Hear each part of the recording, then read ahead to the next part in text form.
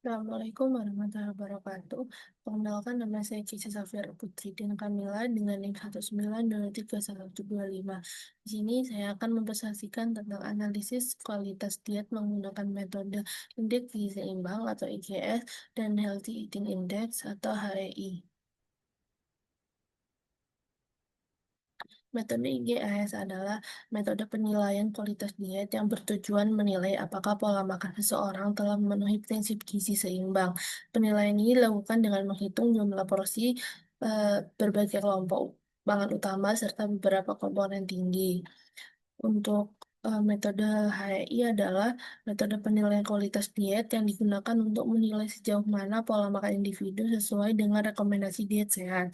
Penilaiannya mencakup komponen edukasi dan moderation, sehingga skor akhir dapat menggambarkan apakah asupan harian sudah seimbang atau masih memerlukan perbaikan.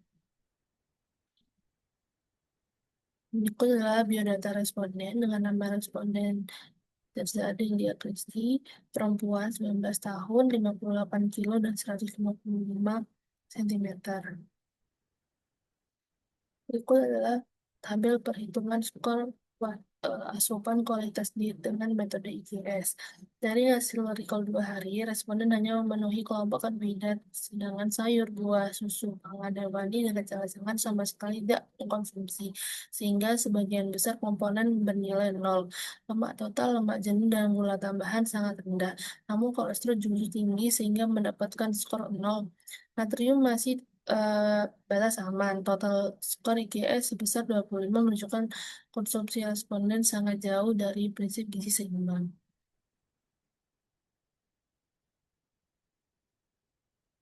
Rekomendasi berdasarkan metode IGS dengan tingkatkan konsumsi karbohidrat kompleks seperti nasi merah, roti gandum, kentang, atau oat. Kemudian tambahkan asupan sayur 2 sampai 3 porsi per hari dengan masukkan sayuran pada setiap waktu makan. Pemenuhi konsumsi buah minimal 2 porsi per hari sebagai sumber vitamin dan serat. Berikut adalah tabel perhitungan skor asupan kualitas diet dengan metode HEI. Penilaian HEI menunjukkan pola makan responden sangat tidak seimbang. Adekuasi seluruhnya rendah karena buah, sayur, whole grain, susu, dan sebagian besar sumber protein tidak dikonsumsi. Moderation juga buruk karena reference grains dan lemak jenuh sangat tinggi. Meski gula tambahan natrium tergolong rendah atau tidak ada, secara keseluruhan kualitas diet responden jauh dari standar sehat. Rekomendasi berdasarkan metode HEI, tingkatan konsumsi sayuran terutama sayuran hijau, sayuran berwarna, dan kacang-kacangan. Tambahkan sayur pada setiap waktu makan. Tambahkan asupan buah, kemudian konsumsi serealia, masukkan susu atau produk olahan lainnya, perbanyak sumber protein sehat, misalnya ikan laut, tahu, tempe, telur, dan kacang-kacangan. Kelebihannya IGS adalah metode ini sederhana, tapi mudah diterapkan berbasis pedoman umum gizi seimbang sehingga sesuai dengan kondisi dan kebiasaan masyarakat Indonesia. Tidak memerlukan perhitungan yang kompleks menjadikan cocok untuk survei lapangan dan penelitian memiliki keterbatasan sumber daya.